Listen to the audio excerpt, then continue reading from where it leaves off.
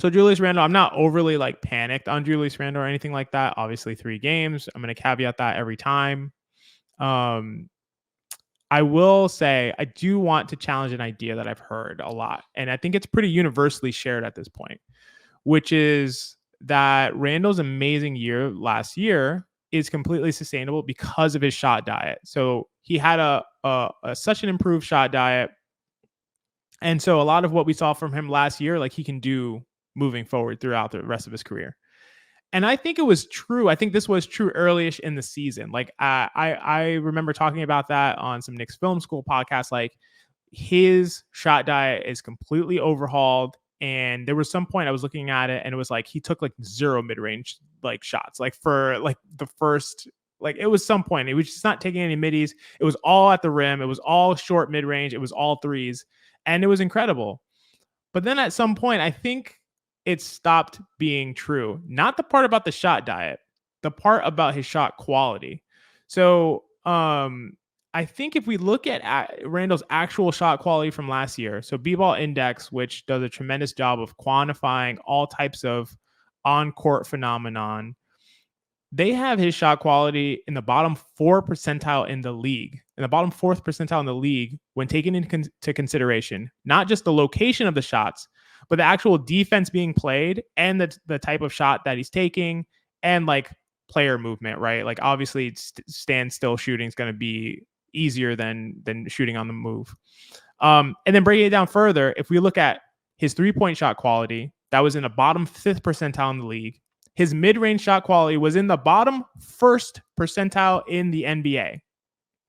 And his rim shot quality was in the bottom 10th percentile in the league. So was Randall's performance last year really sustainable, or was he just making really tough shots from close to the basket last year? And if we look at it through 3 games this year, Randall has almost literally the exact same shot diet as he did last year. So per clean the glass, last year he took 28% of his shots at the rim, 22% from short mid-range, 11% from long mid-range, and 40% from 3. This year, 28% of his shots at the rim, 24% from short mid-range, 8% from long mid-range, and 40% from 3. Like, obviously, it's a small sample. It's the exact same shot diet this year. A replica. Like, there's a minute difference is negligible. So, I don't know. Is it sustainable? Like, we're talking about him. There's no difference between the types of shots that he took last year and that he's taking this year. He's not making them. Is it just that he's like off? Or is it that those are actually really difficult shots because of the defense that's being played?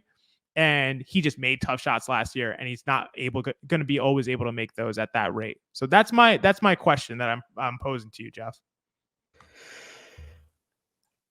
It's so funny how like fanhood and results create a bias because those stats shock me.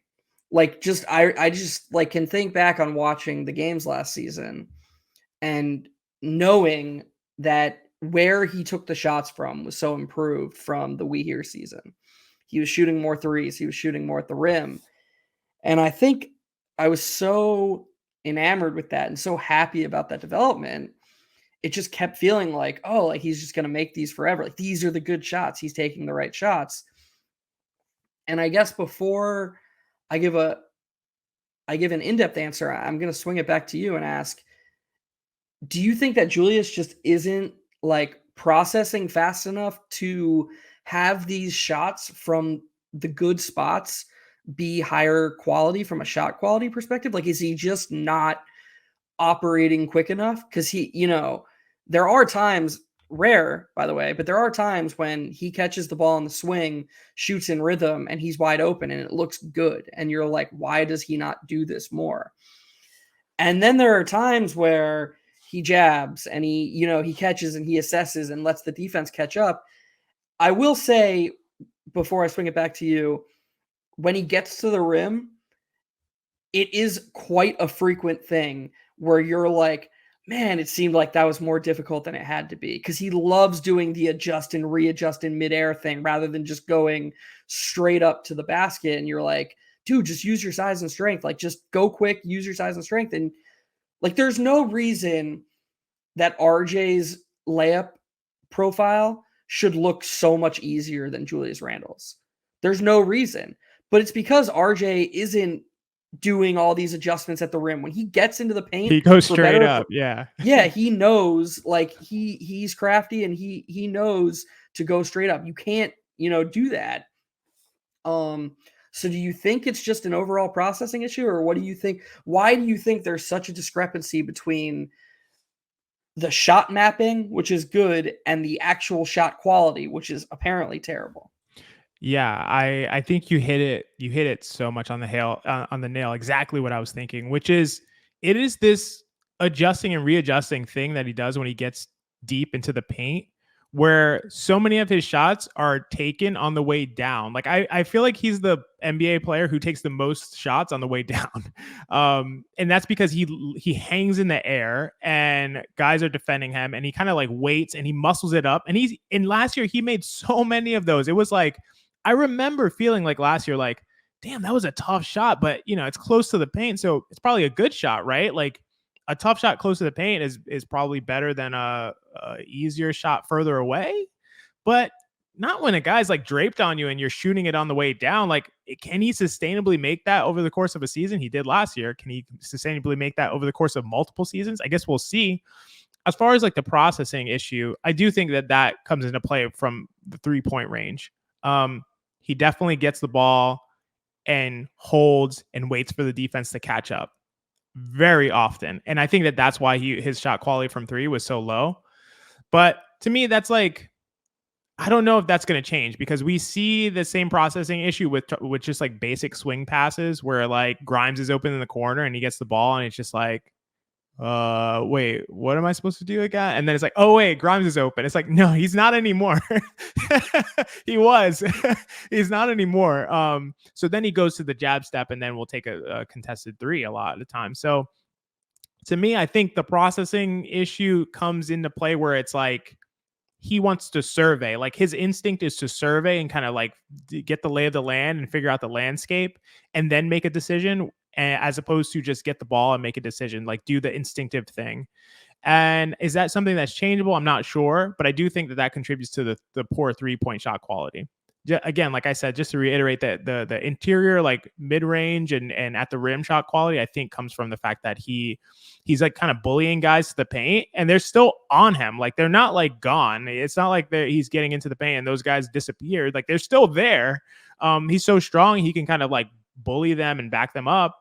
And when he goes up, they're going up with him. So either he's making it over tough contests, or he's shooting it on the way down. Like he's doing things like that make those shots really difficult. So definitely the shot diet from the location has improved vastly, but those are still tough shots. And I believe the data about that's coming out about the actual shot quality based on all these other factors.